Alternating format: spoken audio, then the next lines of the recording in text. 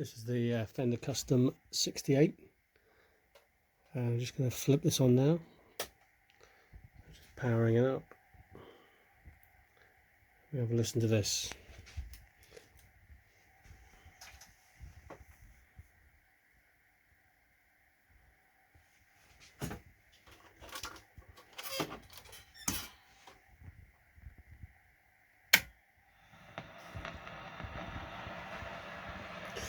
You can probably hear that. It sounds like a running tap.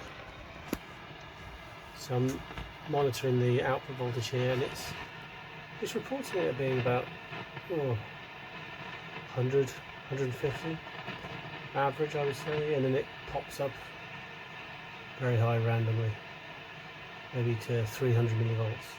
The scope is also reflecting that, and this meter is just reporting it as being 20 millivolts, which is well, I don't know, the scope is sort of showing 100 millivolts, I think. Yeah, 100 millivolts average and then peaking.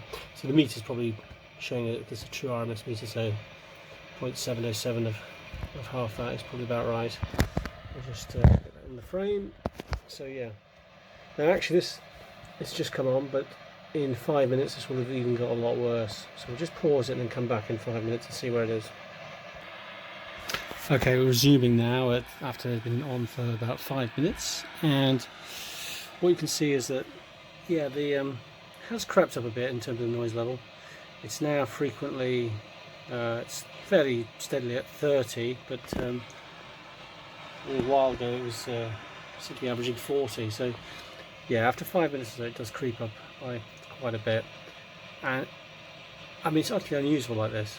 I mean, just terrible. Now I don't think that this is the usual custom 68 noise. I think this is something happening in the preamp.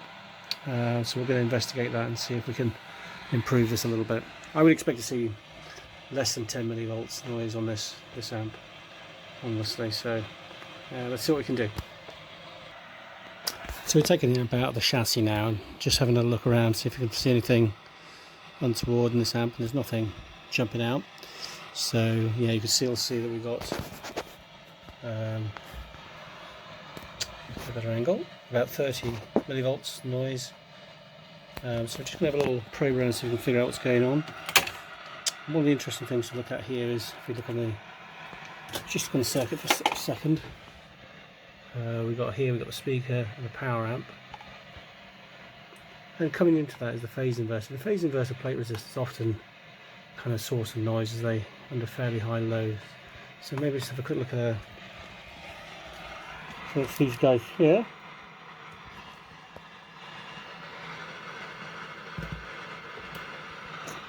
And if we go to the scope and have a look, yeah, there's plenty of noise there actually. So it's coming into the power amp. That tells us that is let's see, that's that position here, either one of these resistors. So the noise is present there. So be interested to see, is it before there as well? So let's have a look at V4B R34.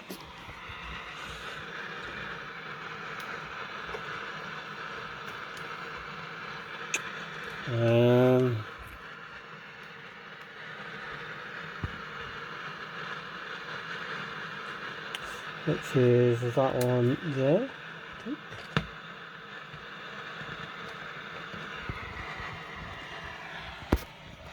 And if you have a look on there is noise there. It's not as bad, but it is there. So I'm just going to pull that tube out and see if that helps.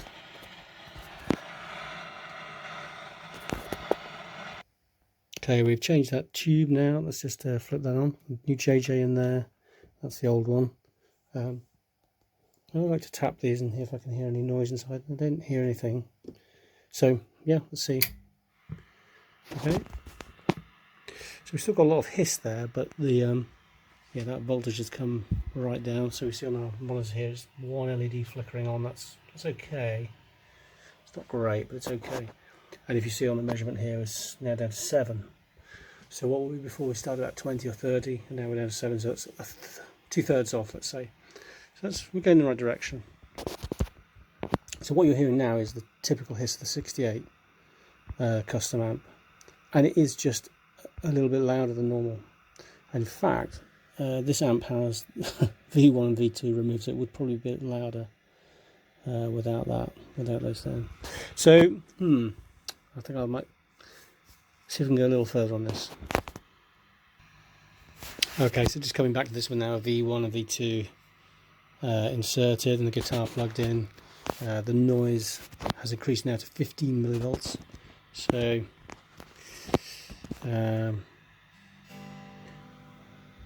sounds nice, but that hiss is just a bit irritating. So let's mod these channels and put them the way Fender should have done in the first place, and see how that helps. Okay, coming back to the Custom 68 now, and what we've done is placed all the plate resistors here with nice stale metal film, and we rewired the vintage custom channel merging as per the sort of Rob Robinette kind of method, and it does make a little bit of difference to the noise. So if we measure this, we're now down to, what was that, 12.3, and let's give it, let's go on that scope, and the noise level there is, yeah, I would maybe half what it was, like 60%, half, something like that, definitely that. And on my indicator there, that was on 3 or 4 LEDs before. It's now wow, that's probably 36 millivolts according to that scale. So yeah, improvement. I wonder if we can do better. So the next thing we're going to have a look at is taking a screened wire from the volume pot on the vintage channel directly to the valve. I don't think this makes a massive difference, but let's give it a try. Okay, so now I've added the coaxial cable from the volume pot directly onto the valve snubber resistor, pin 7, and what this does is bypasses all the PCB, which is a bit of a source of noise pickup. And we see here, if we have a look at our voltage reading here, it's now gone down to 10 millivolts. I think last time we were on there, we were on 14. Got the scope trace there as well. I'll try to get a light out of that we can't really see on this scope, but it seems a little smoother to me, and so that's a worthwhile improvement. So those noise reduction mods really paying off. Okay, a couple more things I want to show you on this deluxe reverb is the couple of mods that are worth considering, especially on the 68, but I suppose on the 65 as well. So first one is, if you look closely here, you'll see there's now an LDR, what they call a roach. This is part of the vibrato circuit. It's a lamp and a lamp sensor, light sensor in there, and this replaces what Fender put in now, which is this thing, which is like a circuit board that simulates the LDR. And the reason they do that is that the LDRs contain some materials that they, I think they're not allowed to export from the US, but in fact they're absolutely fine. And so, you know, you can still get these LDRs for about £10, £15 in UK, and you can just swap that straight in there and junk that board. And the result is that the board seems to be very noisy. It's like a real chuffing, like a puffing train, steam train. But with the with this LDR in here, if we just put that on a bit, put the vibrato on, yeah, it's got a little tick. It'll do. It's got a nice. It's got a much nice sound. Before it was pretty unusable, to be fair. So this is kind of nice.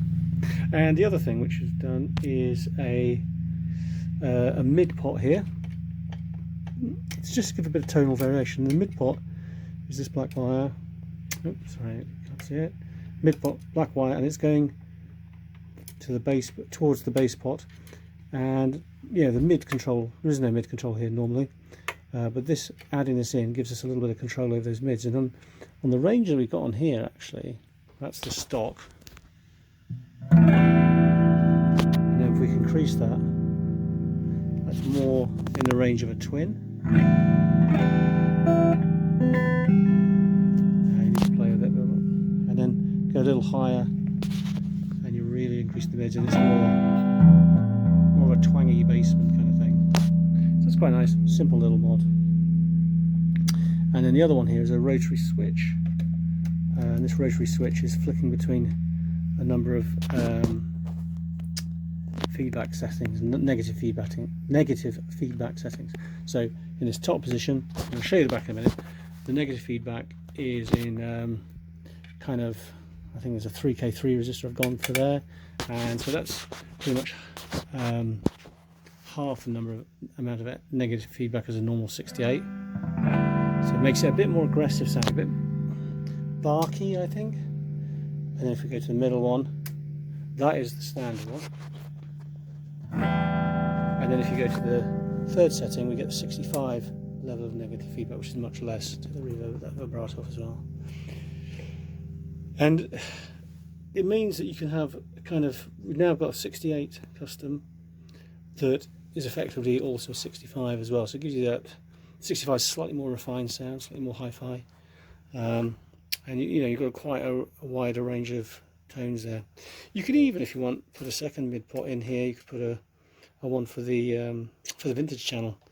But it's got you know, you can. When did you stop? So anyway, amp is sounding great now. So I'm going to take this back to the client.